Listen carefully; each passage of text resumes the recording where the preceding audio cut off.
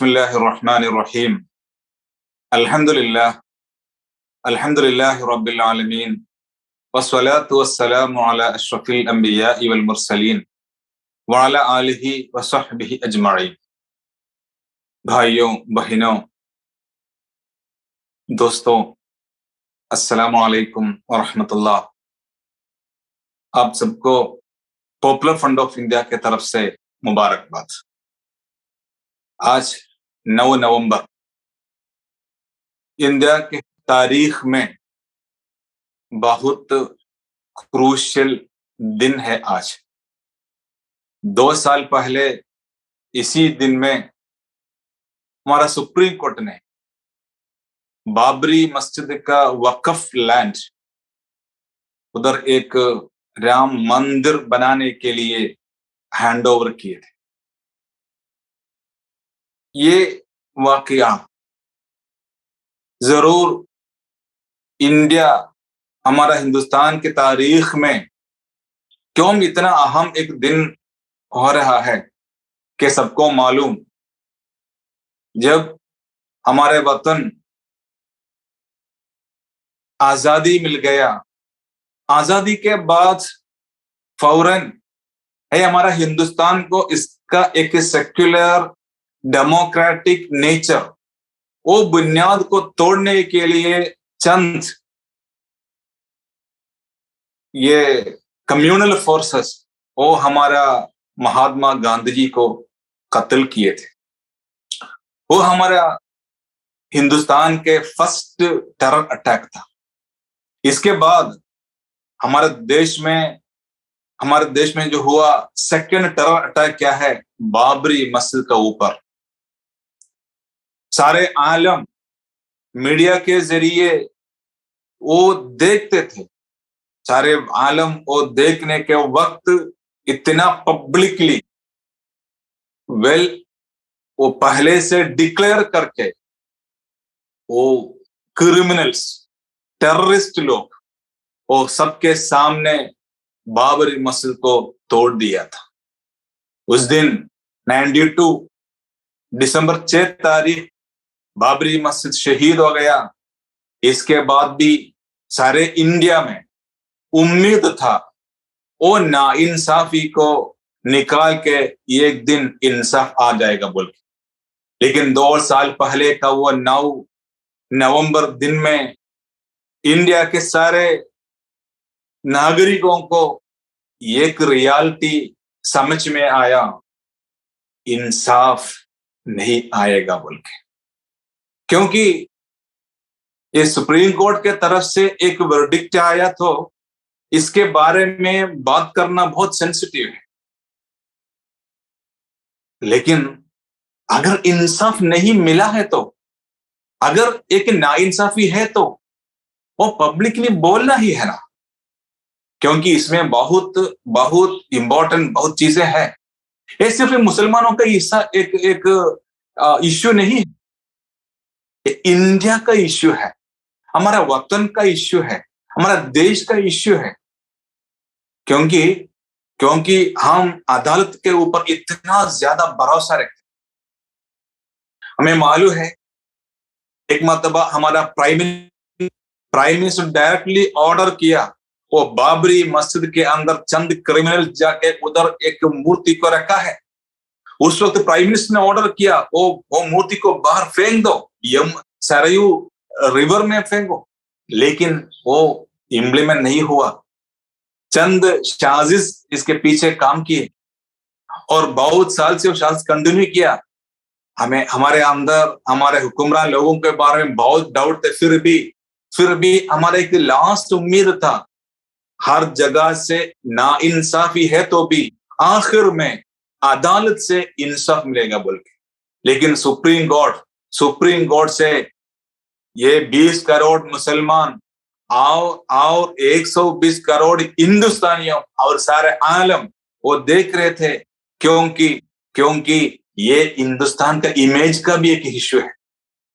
कोई एक आदमी, एक नागरिक, कोई किसी का घर, किसी का एक मस्जिद या मंदिर या चर्च क्या भी हो, वो कोई एक मजहब वाले होने के वजह से वो तोड़ दिया तो, एक आदमी को कत्ल किया तो, एक मस्जिद को या एक चर्च को नहीं तो एक क्या है एक मंदिर को तोड़ दिया है तो क्या मतलब, क्या उधर डेमोक्रेसी नहीं, उधर डेमोक्रेसी नहीं है, वो कंट्री में लॉ एंड ऑर्डर नहीं है, पक्का नाइंसाफी चल रहे हैं। सारे आलम के सामने हिंदुस्तान का इमेज इतना गिर गया था 92 दिसंबर।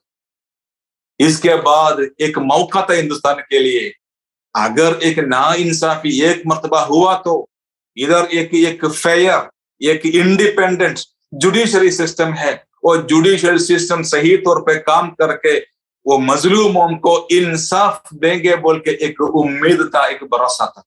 लेकिन उस दिन वो उम्मीद भी तोड़ गया है, लास्ट चांस भी चला गया है।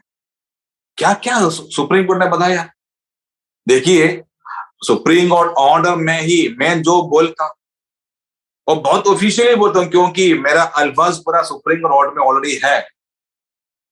मैं जो नाइंसाफी बोलता हूं वो नाइंसाफी के बारे क्यों नाइंसाफ है इसे, वो सुप्रीम कोर्ट ऑर्डर के अंदर ही है वो। तो as per supreme court order 1992 में ये बाबरी मस्जिद के खिलाफ जो अटैक हुआ वो इलीगल था ऑर्डर में। 1949 में वो मस्जिद के अंदर वो आइडल को उधर प्लेस किया, या इलीगल है, वो भी ऑर्डर पे है। और वो मस्जिद के जगह में पहले जमाने में एक मंदिर था और मंदिर तोड़ के मस्जिद बनाया बोल कोई दलील नहीं है, वो भी ऑर्डर पे है। फिर क्या, सबको मालूम है 450 साल से उधर उधर नमाज चल रहा है, उधर वही मस्जिद पे नमाज पढ़े हुए लोग जिंदे थे, और वो रियलिटी है। फिर भी आखिर में ये पूरा नाइंसाफी के बारे में, क्रिमिनल एक्ट के बारे में सारे डिस्क्राइब करके तफसील से बात करके आखिर में क्या है, फिर भी ये मस्जिद का वक्फ लैंड, वो वक्फ लैंड मंदिर बनाने के लिए देना बोलते हैं। कहाँ है इंसाफ, कहाँ इंसाफ। इंडियन जुडिशियल सिस्टम एक बहुत बेहतरीन सिस्टम है। एविडेंस क्या है, एविडेंस कैसे कबूल करना है और एविडेंस का एनालिसिस कैसे करना है, इसके ऊपर एक फाइनल ऑर्डर कैसे देना, पूरा बेहतरीन सिस्टम है। वो सिस्टम क्या किया, वो पूरा साइड में रखे मेजोरिटेरियन, वो मेजोरिटेरियन कंसेप्ट में मेजोरिटी कम्युनिटी का सेटिस्फैक्शन के लिए, उनको राजी करने के लिए एक ऑर्डर दिया जैसे हो गया। यही इंसाफ नहीं, ये सीआरपीसी के मुताबिक नहीं, ये कॉन्स्टिट्यूशन के मुताबिक नहीं। हमारा इतना बेहतरीन एक कॉन्स्टिट्यूशन को भी साइड में रखे, हमारा इवन सुप्रीम कोर्ट से भी ऐसा एक ऑर्डर आया, बहुत जर्म लगे, और एक मर्तबा सारे आलम के सामने हमारा हिंदुस्तान का इमेज और गिर गया, ऐसा हो गया। इसलिए पॉपुलर फ्रंट ऑफ इंडिया इसी तरह कॉन्फ्रेंस आज कंडक्ट करता है। ये सिर्फ मुसलमानों का इश्यू नहीं है, जो लोग जितना लोग हमारा हिंदुस्तान एक डेमोक्रेटिक रिपब्लिक होकर जिंदा रहना ऐसा चाहते हैं, वो सारे लोगों का एक इश्यू है आज। ये सारे लोगों ने अभी ये हिंदुस्तान के बारे में, सारे लोगों के अंदर जितना, देखो ये इधर इधर ऐसा सोच है, सिर्फ जिनके अंदर वो फिक्र है वो लोग पूरा अभी इंसाफ के लिए आवाज उठाना।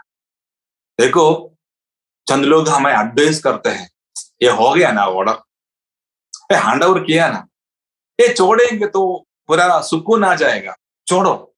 क्यों सिर्फ पॉपुलर फ्रंट बार बार बाबरी मस्जिद बोलते हैं? क्लियर आंसर है हमारे पास, ये सिर्फ एक मस्जिद का इश्यू नहीं, एक मंदिर का भी इश्यू नहीं। असल में ये राम मंदिर का इश्यू कौन आया, सबको मालूम है ना। वही अयोध्या पे बहुत मंदिरों के अंदर जाके उधर का पुजारी लोगों को पूछो कहाँ है राम मंदिर, कहाँ थे राम लल्ला, वो बोलेंगे हमारा इधर है उधर है बोल के बहुत जगह वो दिखाएंगे आपको। फिर क्यों में एक मस्जिद के अंदर, ये हिंदू धर्म का इश्यू नहीं है, कोई कोई हिंदू धर्म में विश्वास करने वाले एक एक हिंदू ब्रदर का इश्यू नहीं था, ये पक्का पॉलिटिकल इश्यू है। मस्जिद के अंदर ही एक एक मंदिर का कुछ इश्यू बनाने में चंद लोगों को पॉलिटिकल बेनिफिट है, आरएसएस को बेनिफिट है, बीजेपी को बेनिफिट है, हिंदुस्तानियों को कोई बेनिफिट नहीं।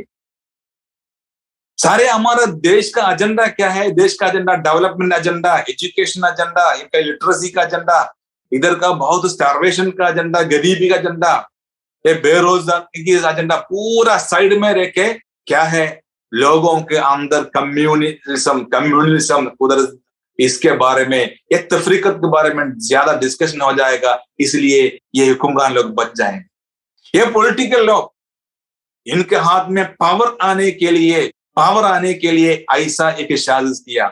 ये साजिश का विक्टिम है हिंदुस्तान का आवाम और बाबरी मस्जिद। इसलिए हम लोग बाबरी मस्जिद के बारे में इतना ज्यादा आवाज उठाना चाहते हैं। पीपल फ्रंट का एक स्टैंड में बोलता हूं, ये क्या है, इंसाफ नहीं मिला है तो इंसाफ नहीं मिला ओपनली बोलना ही अच्छा है, नहीं तो क्या हो जाएगा। अभी देखो बाबरी मस्जिद इश्यू के पहले दिन पीपल फ्रंट ने बताया, एक मर्तबा एक मस्जिद के बारे में सुकून के लिए, शांति के लिए कॉम्प्रोमाइज करेंगे तो ये लोग असल में शांति नहीं चाहते हैं। ये लोगों को क्या चाहिए? देश में शांति नहीं है, उन लोगों को पावर चाहिए, पॉलिटिकल पावर चाहिए। वो बिल्कुल ये शांति छोड़ के इधर अनरेस्ट और फसादत लाने के लिए कोशिश करेंगे। शुरू किया ना बाबरी मस्जिद का इश्यू, एक स्टेज पे पहुंच गया, वो शुरू किया मदुरा काशी इश्यू, वो दोबारा शुरू किया है। और हर जगह में लोकल जगह में भी ये लोग मस्जिद मंदिर वगैरह प्रॉब्लम बनाते रहते हैं। मतलब इन लोगों को शांति नहीं चाहिए, इन लोगों को इंसानियत बिल्कुल मालूम भी नहीं। ये लोग क्या इंसानियत के बगैर और कोई कंसेप्ट के बगैर, कोई आइडियोलॉजी के बगैर, सिर्फ पॉलिटिकल पावर के लिए इंसानों के दरमियान तफरीकत बनाने वाले हैं, दुश्मनी फैलाने वाले। इसलिए पीपल फ्रंट बोलते हैं ये इश्यू अभी तक इसमें इंसाफ नहीं मिला है तो वो आपका पावर दिखा के और डरा के धबा के लोगों को साइलेंट में मोड में देखने में क्या इंसाफ आएगा नहीं, हमारे देश को डेवलपमेंट आएगा नहीं है। इंसाफ चाहिए, ऐसा है तो डेमोक्रेसी मीनिंगफुल हो जाएगा। देखिए अभी देश में क्या क्या चल रहा है, हमारा डेमोक्रेसी का हालत क्या है। अभी सिर्फ एक बाबरी मस्जिद नहीं है, त्रिपुरा स्टेट से रिपोर्ट आता है कितना मस्जिद तोड़ दिया उधर। एक वाक्य दूसरा देश में एक वाक्य हुआ, वो वाक्य के ऊपर इधर क्या चल रहा है, इधर का मुसलमान क्या गलती किया है, लेकिन त्रिपुरा में मस्जिद तोड़ दिया। और वो भी वो क्रिमिनल लोग के ऊपर सपोर्ट किया हुआ है पुलिस। और पुलिस अभी क्या कर रहा है, जो लोग जुल्म किया है, जो लोग मस्जिद तोड़ दिया, जो लोग मुसलमानों को घर जलाया, उनके खिलाफ केस नहीं, उनका अरेस्ट भी नहीं किया है। ये चीज रिपोर्ट किया हुआ जर्नलिस्ट के ऊपर केस डाला है, वो भी यूएपीए डाला है। और जो लोग जाके सुप्रीम कोर्ट अध्यक्ष उधर जाके ये फैक्ट फाइंडिंग किया, असल में क्या हुआ वो रिपोर्ट पब्लिश किया, उन लोगों के खिलाफ यूएपीए चल रहे। मतलब अभी आज का इंडिया में, ये हमारा इंडिया नहीं, हमारा इंडिया का है सेक्युलर डेमोक्रेटिक इंडिया है, लेकिन आजकल का ये नया हिंदुस्तान है ना, ये मोदी और योगी बनाने वाला नया हिंदुस्तान, इसमें क्या है, एक क्राइम करना क्या नहीं है, कुछ भी गलत नहीं है, लेकिन कुछ क्राइम हुआ, क्राइम रिपोर्ट किया है तो वो क्राइम के खिलाफ अगर प्रोटेस्ट किया तो वो तो बहुत बड़ा इश्यू है। इनके ऊपर सेडिशन आ जाएगा, इनके ऊपर यूएपीए जाएगा, जेल में भेजेंगे। मुजरिम लोगों को जेल नहीं है, मुजरिम लोग फ्री है। अभी भी देखो ये मस्जिद के ऊपर एक अटैक, सिर्फ एक बाबरी का इश्यू नहीं है। अभी हरियाणा से रिपोर्ट आता है, हरियाणा का वो गुड़गांव में वक्फ का लैंड है, उधर नमाज करने का परमिशन नहीं, और किसी को दिक्कत नहीं देके प्राइवेट लैंड में नहीं है तो किसी का जगह में साइड पे नमाज पढ़ने में क्या है। चंद लोग अभी तक उधर का सिर्फ एक हफ्ते में एक दिन वो आधा घंटा का एक मसला था, किसी को कोई प्रॉब्लम नहीं था। ये मंदिर में क्या है, उधर उधर का गाना आता है, मस्जिद से अजान आता है, आपस में कोई प्रॉब्लम नहीं था, सबको मालूम है ये मस्जिद से आ रहे हैं। हमारे उधर उधर ये गैर मुस्लिम लोग भी, हिंदू क्रिश्चियन लोग भी क्या है, मस्जिद से अजान आने के बाद उनको मालूम, हाँ अभी 6 बजे हो गया बोल के। मतलब इतना आपस में अंडरस्टैंडिंग है, किसी को एक दिक्कत नहीं है, किसी को क्या एक डिस्टर्बेंस नहीं, न्यूइसेंस नहीं। लेकिन चंद लोग जिनके अंदर क्या है, इंसानियत बिल्कुल नहीं, ऐसा लोगों के लिए क्या है, मस्जिद से अजान सुनने में प्रॉब्लम है। लोग उधर अपना प्राइवेट लैंड में नमाज पढ़ेंगे तो प्रॉब्लम, वो लोग प्रॉब्लम बनाया। अभी क्या है, उधर चंद लोग आके बहुत इतना गंदा अल्फाज में स्पीच किया है, बहुत हेट स्पीच किया है, केस नहीं है उनके ऊपर। आगे अभी क्या हो गया हालत, अगर कोई ये स्पीच के बारे में कोई कोई जर्नलिस्ट रिपोर्ट करेंगे तो शायद इनके ऊपर केस आने के चाहते हैं। वही ये ना है हिंदुस्तान, ये हालत। मतलब इधर डेमोक्रेसी मर रहे है, हमारा सेक्युलरिज्म मर रहे है, और ये रिपब्लिक नहीं बोल सकता है, क्योंकि क्योंकि हमारा देश में क्या, हमारे देश में क्या है, एक डिक्टेटरशिप आ रहा है।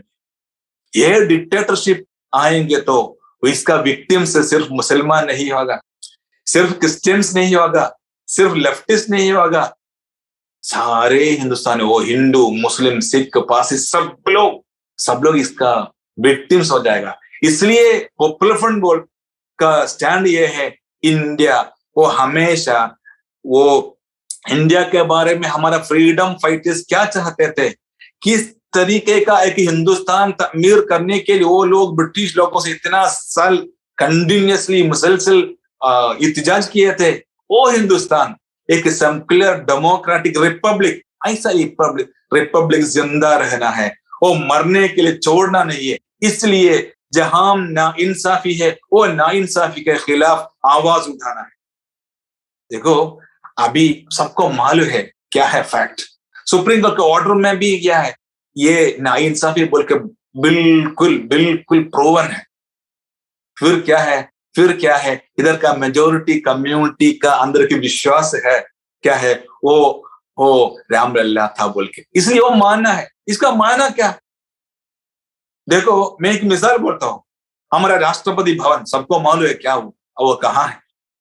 ये राष्ट्रपति भवन के बारे में मैं पर्सनली क्या विश्वास रखता हूं, मिसाल के तौर पे मैं बोलता हूं, वो असल में मेरा ग्रैंडफादर लोग बनाया है, ये मेरा है, मेरे बच्चों के लिए है, वो मेरा विश्वास है कि एक नस्ल चला गया, दूसरा नस्ल चला गया, मेरा तीसरा नस्ल है, और एक नस्ल चला गया 100 साल के बाद, 200 साल के बाद, ये मेरा विश्वास है। मेरा इधर इधर पूरा खानदान बहुत बड़ा है, कम्युनिटी स्ट्रॉन्ग कम्युनिटी, इसलिए वो राष्ट्रपति पर मुझे देंगे क्या, ये विश्वास के ऊपर है क्या टाइटल सूट सेटलमेंट करना, फाइनल ऑर्डर करना?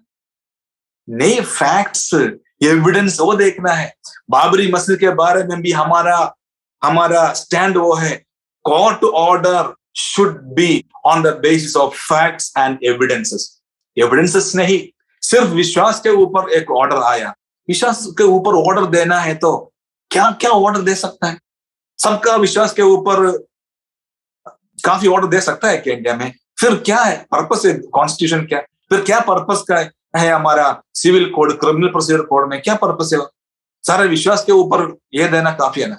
इसलिए असल में क्या है, हमारा जुडिशियल सिस्टम का प्रॉब्लम नहीं है, जुडिशियल सिस्टम बहुत बेहतरीन सिस्टम है, लेकिन आज का हमारा हुक्मरान लोग एक इंडिपेंडेंट एक फेयर एक जस्ट जुडिशियल सिस्टम मेंटेन करने के लिए बहुत रुकावट बना रहे। इसलिए मैं क्लियरली बोलता हूं, हमें मालूम है इसी तरह ना इंसाफी सिर्फ बाबरी मस्जिद के बारे में नहीं, बहुत इसी तरह आता है, डिसीजन आता है, ये कहां से आता है हमें मालूम है, एक ये कैसे आता है हमें मालूम है, ओ ये ना इंसाफी कैसे रोकना है, कैसे इंसाफ मिल जाएगा वो भी हमें मालूम।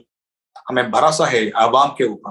हिंदुस्तान का पीपल ऑफ इंडिया बहुत स्ट्रांग है और एक मतबा ये ब्रिटिश लोगों को इधर से भगाए ना, इतना स्ट्रांग है।